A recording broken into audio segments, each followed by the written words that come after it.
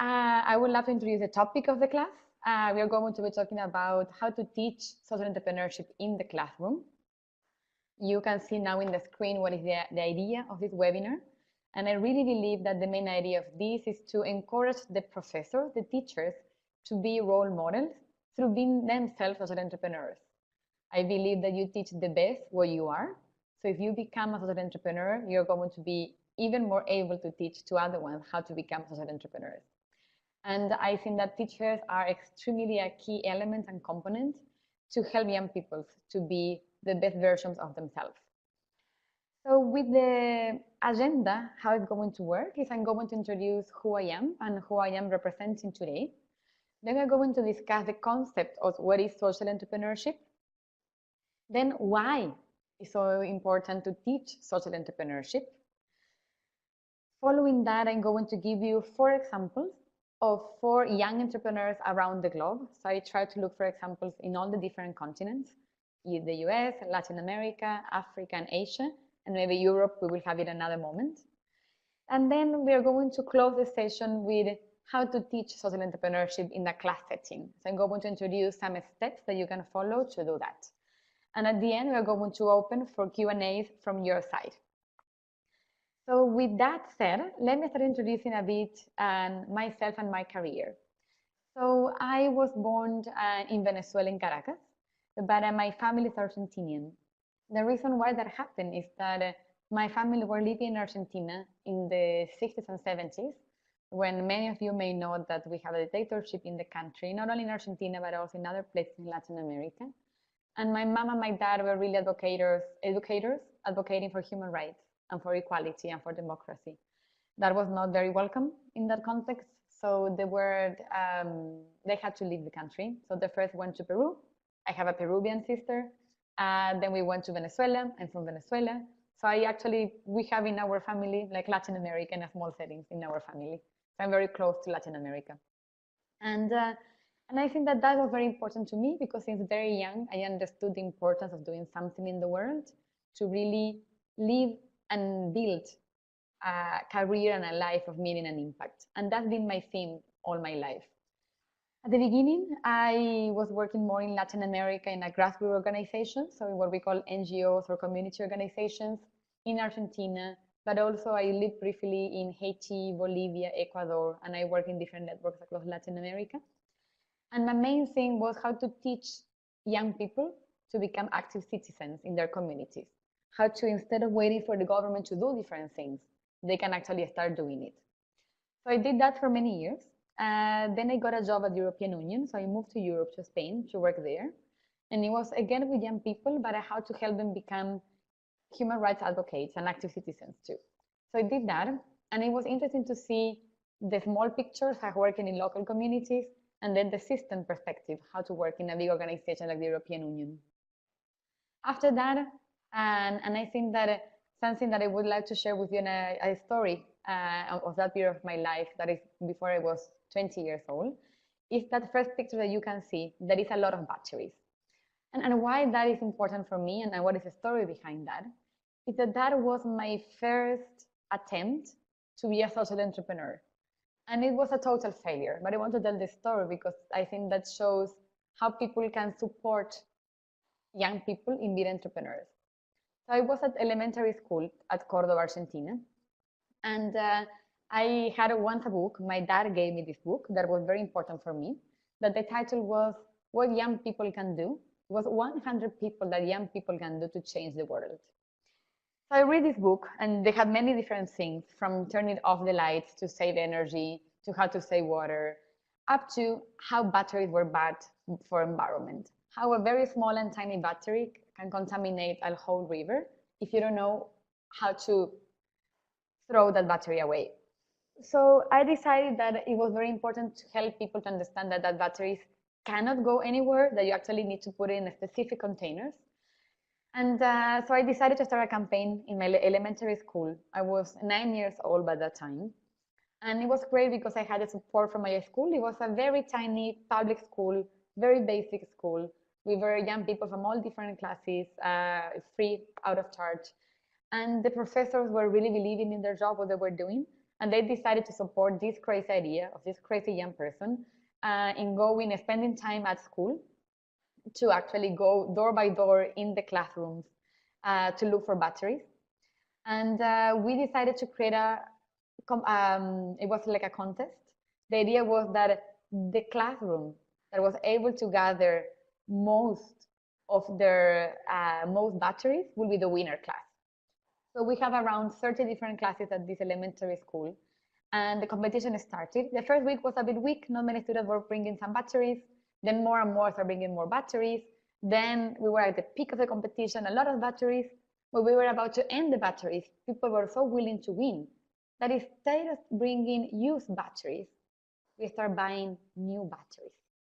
So then we start having more and more new batteries, and that was terrible because the idea of the competition was to actually understand where to throw the used battery, but not to increase the buy of new batteries just to win the contest.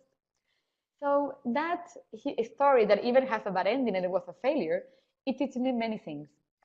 So first, that for me was very important to have a space and environment like the school and my family to support me to start this venture, this entrepreneur, this idea to change the world. That I have the space inside the classroom, not only the teacher supporting me, but give me hours to run this competition. That it was youth-led, so it was not adults asking young people to bring batteries, but we were young people, 10 years old people, 9 years old people asking other ones, 10 or 11 years old people to bring batteries.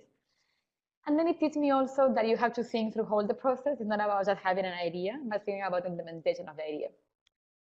So, by that moment, I was 10 years old, then I was traveling, then I was working, I was in the European Union, I was already 20 years old at that time. And then my next job was Ashoka. That is the next photo that you can see in the slide. And Ashoka is a global organization that works with social entrepreneurs. It's actually the organization that created the term social entrepreneurs. And that happened 30 years ago. I had the pleasure to work with them for 7 years. I was the director of a program in Argentina, coordinating Argentina, Chile, and Uruguay, called Youth Venture, or Avancemos in Spanish. And the idea of the program was how to help young people to become change makers or social entrepreneurs. So I did that for a couple of years, and then I moved to DC, to Washington, DC, and working more in a global setting at Ashoka. So I was working at a Latin American level. And then I went also to El Salvador, and I was working in El Salvador to build the Ashoka office in Central America through a young program to promote young people to become social entrepreneurs instead of becoming gang members. So that was my job. It was a very complicated, but a very nice job. And after that, in that setting, I was starting to see that many young people actually wanted to be social entrepreneurs, and they wanted to live a life not only of stability and having some money, but also of purpose and impact. And that was a new trend that I didn't see before. So with that said, myself and my co-founder, Roshan Paul from India, we both decided to create an organization today called the Amani Institute, and that's the third logo that you see in the page. That what we do is actually we train professionals that want to solve complex problems in society. And we do that through a new innovative way of education. So we combine a lot of experiential learning, so learning by doing, and peer-to-peer mentoring, so learning from each other. And also we consider the human being as a whole human being, not only a professional human being, or like a student in a classroom that has to do a homework, but also what is behind that person, what is their present feelings, values, fears, courage. So we also look at what we call soft skills of every person. So that's how I got in touch with OEA to run this seminar, to understand how we can help people, young people, adults, to become change makers and how to do that. So with that said, let me go to what is, at the end, social entrepreneurship. So that's been a big discussion, what it is. And I would like to start with defining what is entrepreneurship, or what is to be an entrepreneur. So if we look at entrepreneurship, it's actually a context or a place where we see an opportunity to do something, to pursue an opportunity and have a particular outcome. So that's a normal entrepreneur. So you see a situation, you analyze the context, you see an opportunity like a gap in the market, and you go with an intention to create something, to have an outcome, to cover that specific gap or opportunity in the market, right? So an entrepreneur is someone that has these abilities to see that opportunity, understand where they can act, and drive change and pursue an outcome to do that, right? And normally it's people that like to take risks. So an entrepreneur are normally visionary people, courageous, risk takers, and determined to make something to happen. But what happens is we actually add before the word entrepreneurship, the word social, right? And that's the main different thing, that this entrepreneur is not only looking to solve a gap in the market or an opportunity in the world, but it has a value proposition that it's social, that has a social impact. And I think that's very important. So they don't not only want to sell or offer a service, but they want to do good in the community. And this good could be something very punctual and very small, or could be something huge at a massive and global level. So I would say that there are three main elements when we think about social entrepreneurship. So one is that we identify not only a gap or an opportunity, but an unjust gap or an unjust equilibrium or gap. So we see that there is an unfair situation in society. There is hunger, there is people that is not able to go to school, hospitals are not well equipped. So there is really something missing. There is a gap that is unfair, unjust. And then an entrepreneur, a social entrepreneur, identify an opportunity to that unjust equilibrium, develop a social value proposition. So it's not only a proposition, but it's a social value proposition that has inspirations, creativity, action, courage, and it's willing to change or to challenge that status quo, that stable equilibrium or hegemony. And as a third element, this new solution creates a new equilibrium that again is stable, but is just. It's not as just as the one before. So this is basically what is a social entrepreneur. But in order to make it see clearer, because I think that always examples help us understand definitions, let me introduce you to one of my favorite social entrepreneurs, Mohammed Yunus. And why he's one of my favorite social entrepreneurs? Well, he's from Bangladesh, and he was a banker and economist, but he's also a civil servant leader, and he was awarded the Nobel Peace Prize for funding Grameen Bank. So what is the unjust equilibrium that he saw? So he saw that in Bangladesh, and after that he saw it globally, many people, poor people, were not able to start their own businesses because they don't have access to capital, to money. Why? Because banks would never give them money because they didn't have a fixed salary or a property. So banks would deny them their support. So then what were the options? The options were poverty. Other options were to go to someone else to ask for money and for a loan, but in a very unjust conditions. And so really like asking for a lot of interest in a very short term. And at the end, they were trapped in this poverty trap and they become even poorer. And the third option was to, again, like start with nothing. So, or they had to go to a bank, that was not an option. They had to go to a third party to ask for a very unjust and unfair loan, or they had to be trapped in poverty. So for this unjust equilibrium, Mohammed Yunus decided to create Grameen Bank. So what is the philosophy behind this? So they discovered that actually these poor people didn't need a lot of money to start their own businesses and then have livelihoods to live in life. They needed a very small amount of it.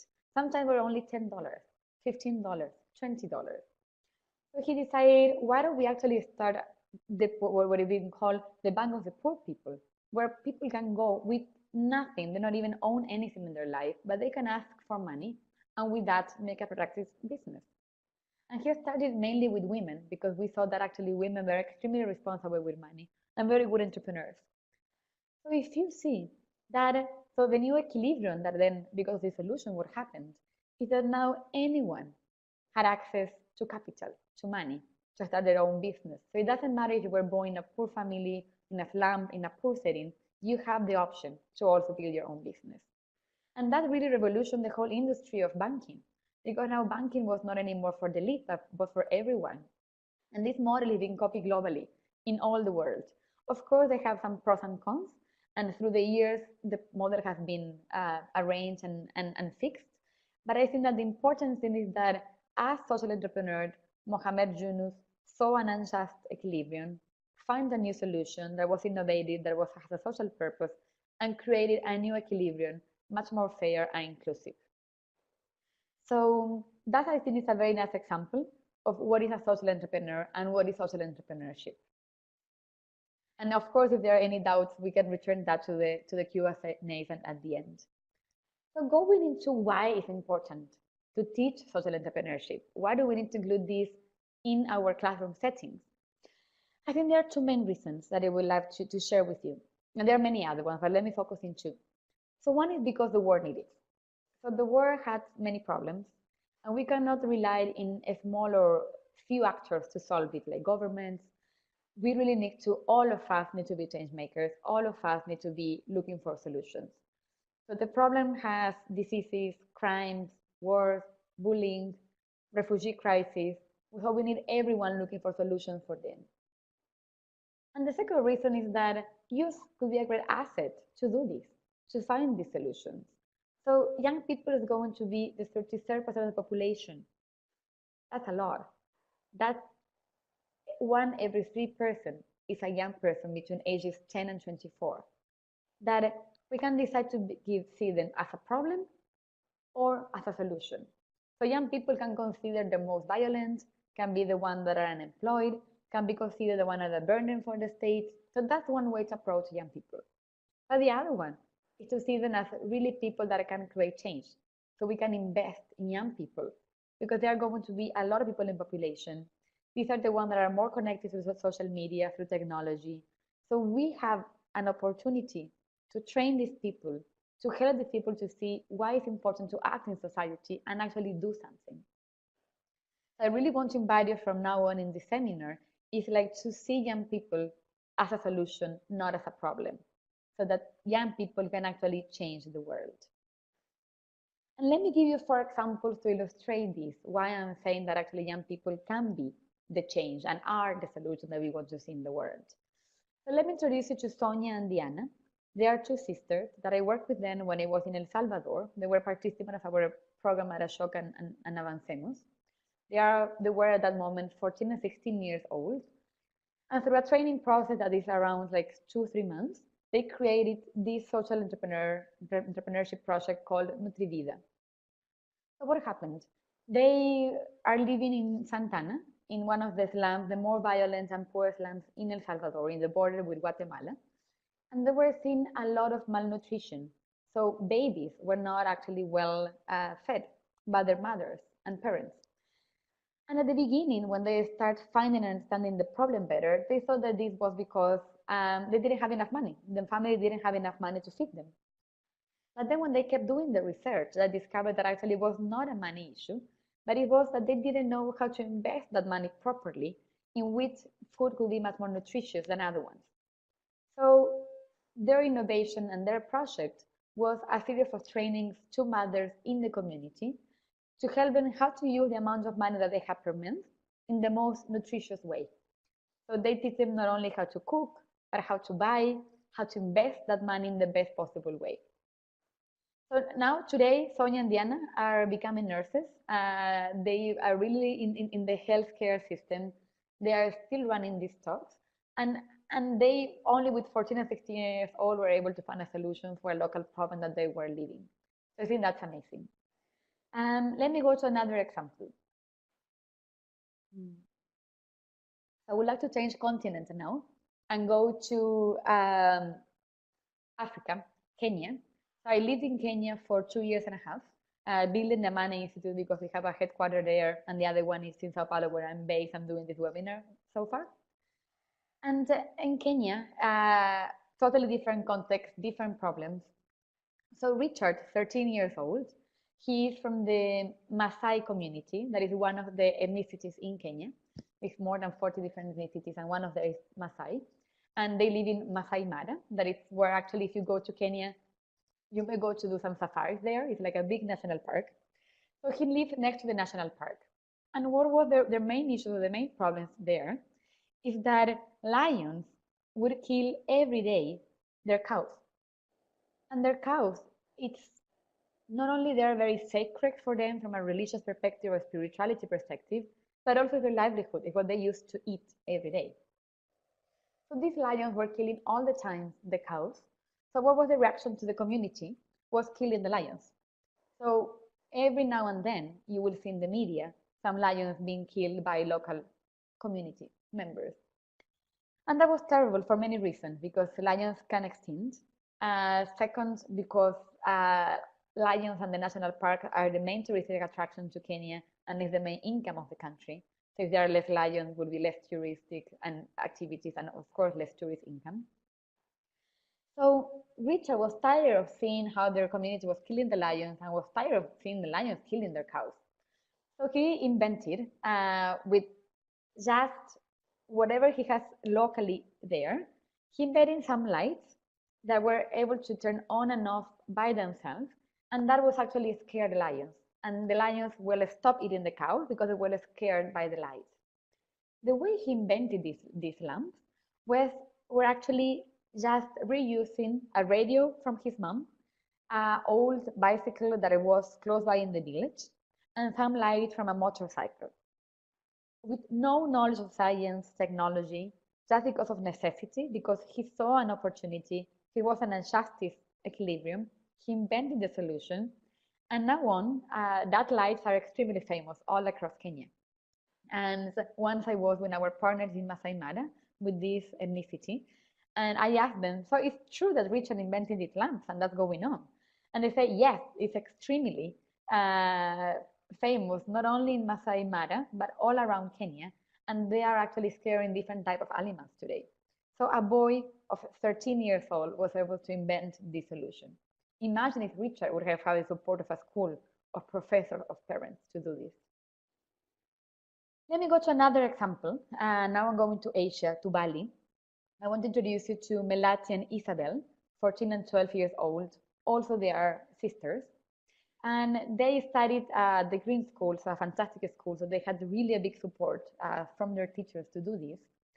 And the project is that they were tired, again, to see an unjust equilibrium, so many plastic bags all across the island, that at the end was making it not nice. I mean, the sea was contaminated, the beach was contaminated, everyone was plastic all around. So they decided to start a campaign to ban plastic in the island. And imagine, it's like 14 and 12 years old girls who will pay attention to them, but they have the support of the family, of the school. At the beginning, no one was really paying attention to them, but then suddenly start picking up the campaign. But not as they wanted. They really want the government to take seriously. So they actually decided to do a hunger strike. So they did it for some hours. And the parents were like, okay, that's why you need to talk with the nutrition, you can do this by yourself. But at the end, they did it. And that's how they got the attention of the local government. They had a meeting with the local government, and they told them that if they were able to have 1 million signatures, they will ban the use of plastic bags in Bali. So they actually had to build a strategy. They say like, okay, great, but how do we find 1 million signatures? So they went to the airport. They had to do a lot of logistics and ask for a lot of permissions to get into the airport. And then they finally got the signatures. And today, Bali is a place free of plastic bags. Again, just two young ladies of 12 or 14 years old. So let me go now to my last examples. And I'm going to the US. Jack from 16 years old. He's from Maryland, Polish ascendant. And he was so worried about it. He couldn't believe that so many people were dying from pancreatic cancer. And the main reason for that was it was not being detected at the right time. So he was saying, should be some solution to be able to detect the cancer so we can treat them. So again, he was born in a family of scientists that support all these ideas and nurture his values. His brother is also a scientist, so he was in this atmosphere, and that helped a lot. And it was one day when he was at his biology class at North County High School, and he heard about antibodies. And then he started researching more and more. He went to Google, Wikipedia, YouTube, so really had the skills to go beyond what was in the class and research more. And he discovered actually there was a way to detect the cancer way in advance.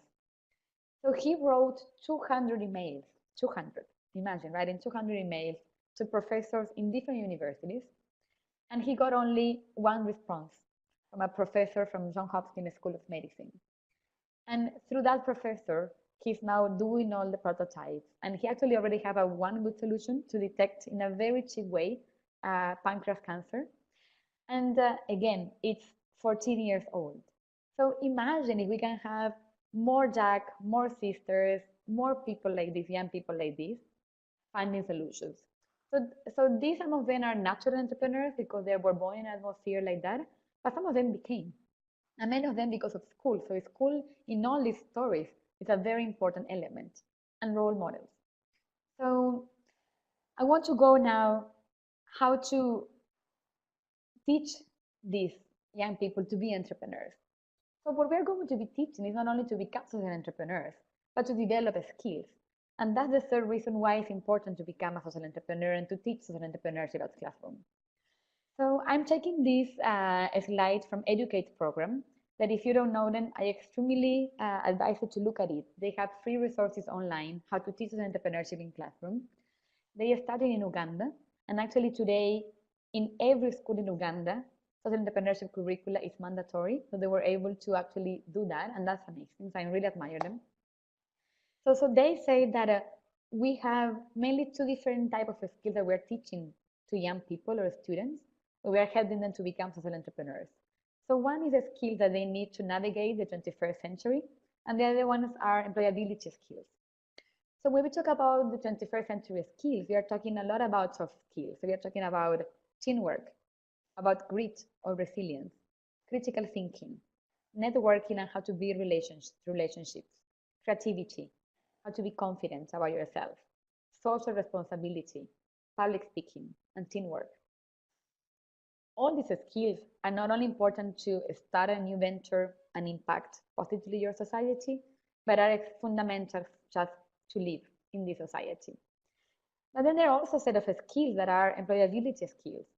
So how to deal with money, how to save money, how to have a financial plan, business planning, project management, budgeting, bookkeeping, marketing, research, talking with people, sales, marketing, product design, and making products. So all these two sets of skills are fundamental for any human beings and to find jobs or to find your own job, right? I mean, to build your own job.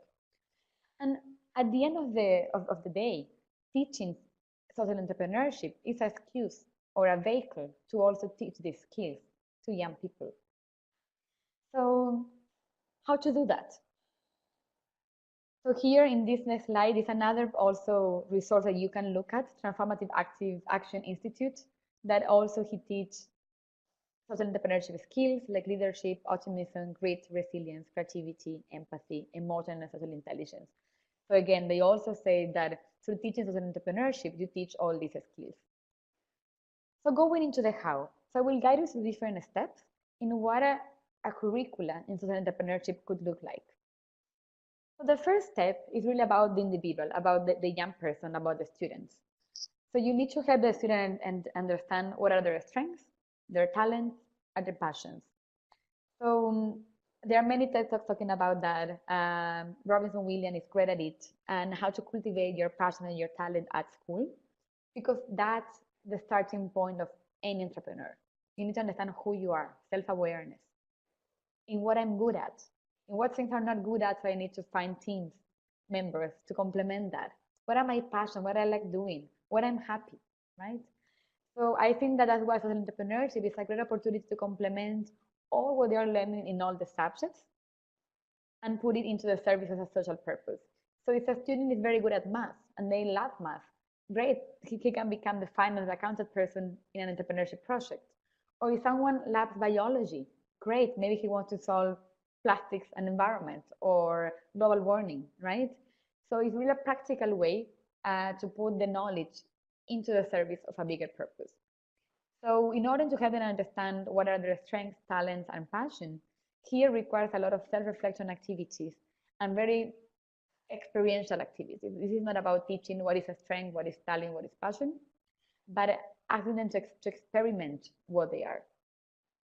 So after you have done, that would be the piece of the social entrepreneur, then we need to look at the society or the community. So we need to help them understand and have a diagnosis of what are the main problems of my community and what are the main strengths of my community and what are the main resources of my community. So here you can use some mapping activities. You can even ask them to go and interview people around what are the main problems, or go to with a camera and take pictures of different places, the garbage, the sky, the nice building, the graffitis, to really see with another eyes, with a more critical eye, the community. What are the benefits of the community or the strengths, and what are the problems or the challenges of the community. And that's a very important step, because that's the connection between me as human being and me as part of a community, because I'm part of the problem and part of the solution. Yeah. So step number 3 is from all what they have seen in their community. What is the problem that relates more to their strengths, passions, and talent, right? So what is close to their heart? So what they really care about, what bothers them? It's to see garbage, it's to see dogs abandoned in the street, it's about seeing refugees with no places to go, it's about seeing homeless people. So what really is important to them, what they want to advocate for. And that's very important, because if as a social entrepreneur, you're not doing something that you really care, you won't do it, you won't finish it.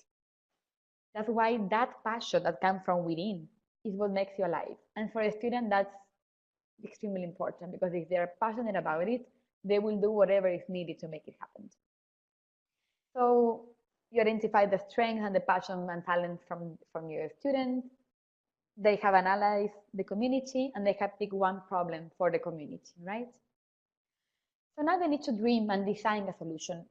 And for that, I always suggest to use a lot of the design thinking tools. IDEO is a great resource for that. They have a lot of online and for free handouts in how to use design thinking tools to understand better the community and to build solutions aligned with what the beneficiaries need. So it's not about what I think they need, but it's really be empathetic with them, develop that empathy that is important, and understand how to build the best solution for them. And I always like to use the word dream, because if when you're young people, you don't dream, when are you going to do it? And if you dream, then you can find bigger solutions. So I will always say, please encourage your students to dream more and more. So then we need to implement the solution, right? It's not about just designing the solution, but then we also go to implement it and build what I will call a very basic business plan. And the solution would have like, who is our beneficiaries, how we're going to do it, like a timeline with some steps, what are the results of the outcomes we are expecting, and what are the resources that we need to do this, right? So that would be like a very basic plan. And in this case, coaching or mentoring is very important, because students could be very good sometimes at speaking, but when you need to put things on a paper, and you as teachers, you may know this very well, sometimes it's harder. So they are having really one-to-one session to work with them, or group sessions to help them design this plan is very important. So then what is important is that they need to test their idea. They need to prototype.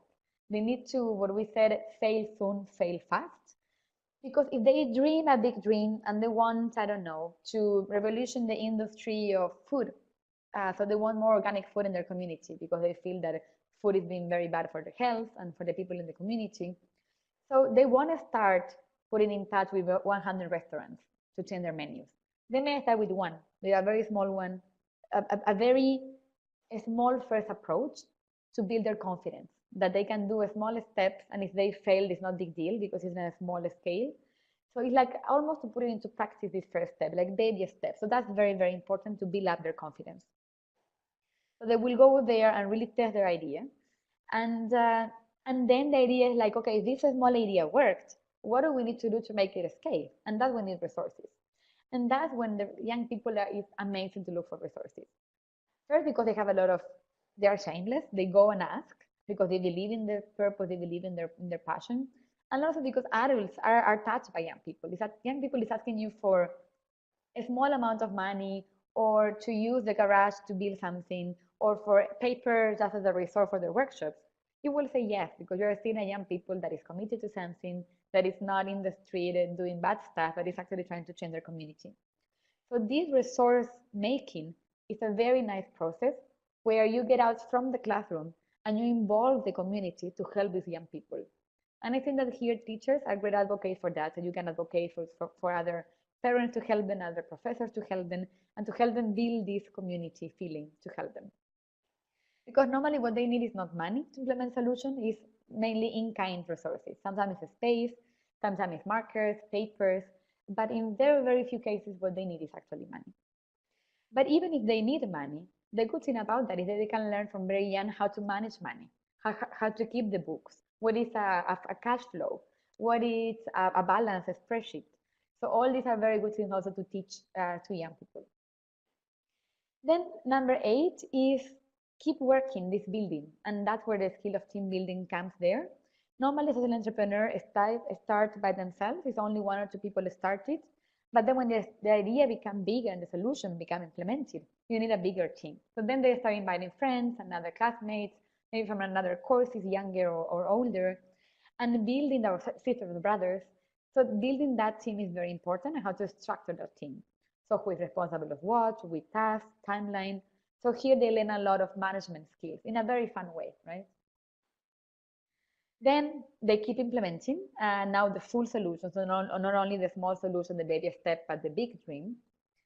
And finally, they have to evaluate how things are going, assess the project, change some things, and keep working. So this is a cycle that I wanted to drive you through the cycle. I know that explaining like that can look quite complicated, but there are many guides outside there to help you to do that. Let me just first go to the resources so you can see the guide. So we have our social innovation curricula that you can use it. And you have a Shoka Changemaker schools that are doing a lot of this. And then the program that I told you, Educate, that they have downloadable curricula for free for you to implement in the class. But I think that the main idea, and I go to my final thoughts, is that you are a role model for them. And you are the one that can guide them through the process. This process should be youth-led. So you are not the one telling them what to do, what solution to implement, but you are the one facilitating the process and give them the confidence and you trust in them to implement these solutions. It's important that you help the students connect with themselves, with who they are, with their confidence, with the self-team, because that's from when any social entrepreneur starts, and that's very important. I would even suggest you become a social entrepreneur to be a real role model. And I actually feel that everyone should be a social entrepreneur. Everyone should be a change maker. We need that in society. It's very important that the theory is only 20% and the practice is 80%. So there is not a lot of content to give. It's much more facilitate a process. And I think that it's very important to understand that failure is part of the path. Many students will not be able to find the resources they want, or the solution they want, or the team they want. They will fight with each other. So failure should be considered as a learning element. We don't need to be afraid of failing, to be part of it. That's why I will always suggest that this program should not have grades. And because grades are a determinant of you fail or you succeed. So it's more like, could be even a self-evaluation process for them to evaluate how they did it. And I think that should be a very fun process. They need to enjoy it. They need to learn from it. They need to laugh at it. Should be a very disorganized process. The classroom should be a mess. So we cannot work with a class that it's all tied up, right? And so with that said, I will finish my talk and I going to open for your questions or comments. Looking forward to them. Thank you so much, Ilaina, for such an enlightening and interesting presentation about social entrepreneurship in the classroom, and of course, the skills that our students in the Americas need to foster these skills and also have better opportunities in the labor market.